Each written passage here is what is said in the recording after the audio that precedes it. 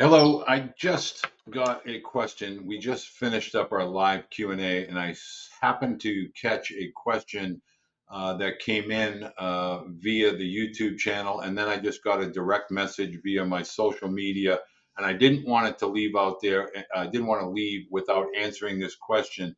And that question was, what about if your student athlete has a verbal commitment as a 2026 or a 2027? And I want to answer this because I think it's important. I don't think it applies to a lot of people, but if it does, I definitely want to make sure that people hear the response. In today's world of college baseball, as it pertains to One, Division One NCAA or NAIA or junior college, I would always be extremely proactive and I would be in constant communication. And I would let the coaching staff, whether you're being recruited by a recruiting coordinator, a skill coach, i.e., pitching coach, hitting, outfield, etc., or the head coach, you should convey clearly through an email or a direct phone call.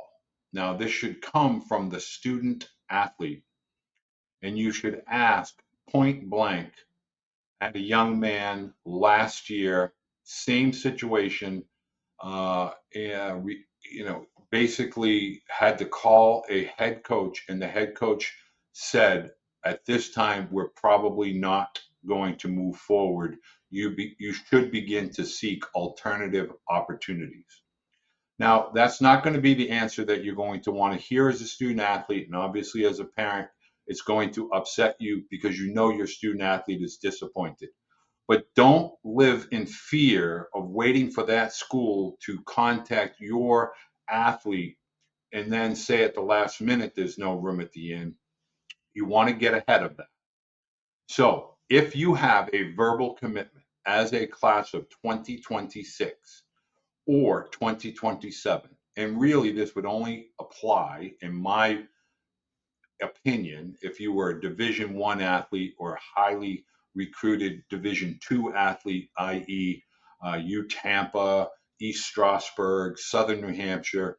If you have been offered a verbal opportunity, you want to make sure that there's still interest in you and for your position. Two, you want to ask how aggressive are they going to be within the portal, and you want to ask, will you contact me when you feel that my opportunity is going to be in jeopardy? As long as you're communicating and you're proactive and staying ahead of this, and then most importantly, preparing physically, preparing skill set wise. Can't emphasize that enough. But the 26 and the 27, there's a lot of roadblocks ahead. That's not meant to be negative. It's just meant to be realistic.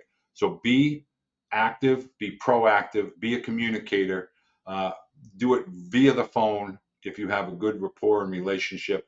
Worst case scenario, do it via email and make sure you get the answers for your student athlete sooner rather than later. I think it's very, very important. 2028, 2029, you're not even on the double deck on deck circle. So please don't worry about college recruiting as a 2028 or 2029. 2027, August 1st is going to be very, very lonely. You might hear crickets, but that's not an indication that nobody likes you or you don't have the ability. It's just that everybody has to work through these crazy numbers through the portal.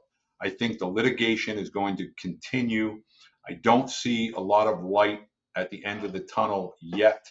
I think they're going to get very aggressive here shortly with the conclusion of spring sports and obviously college graduations. But again, if you're a 26, 27, verbal commitment, be proactive, become a great communicator, get the answers you seek now. Don't wait until next fall. So I appreciate, thank you, Rick. I appreciate you, Rick. I owe you a phone call, Rick. That is my bad, my good man. Just had a granddaughter and a lot going on, my good man. So I hope all is well in Ohio. And I'm going to give you a call tomorrow.